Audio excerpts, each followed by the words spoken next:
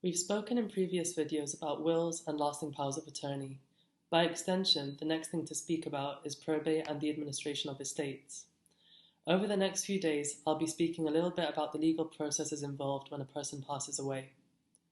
Death is not an easy thing to think about, and it's certainly not an easy thing to talk about, but it is a certainty of life, and so it's important to know what you need to do when a loved one passes away. This will make the process a lot easier for those involved and help to give closure to the friends and family of the deceased. I'm often asked by clients, what actually is probate?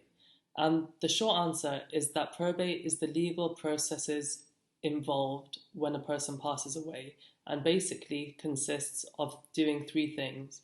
Number one, collecting in the deceased person's assets. Number two, paying out debts and liabilities. And number three, distributing the estate amongst the beneficiaries.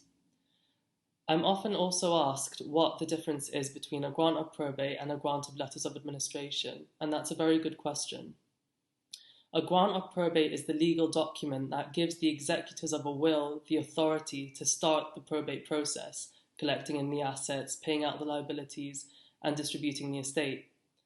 By comparison, a grant of letters of administration is the equivalent, usually when the deceased did not leave a will and the next of kin are applying.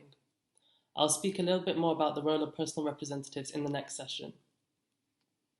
If the deceased did not leave a will, the law will determine who should get everything. That's why it's important to leave a will and to make sure that your wishes are respected, and you may wish to refer to our Wills Week video series to get some more information about this. Another question I often get asked is obtaining a grant of probate or letters of administration always necessary? And the short answer is no. It very much depends on the value of the deceased's assets and the nature of those assets. For example, if the deceased's assets are quite limited, they own no property, and the money in their bank account is below a certain threshold, there's often no need to obtain a grant. However, more often than not, a grant is required, and the administration of estates can cough up some complex and difficult issues.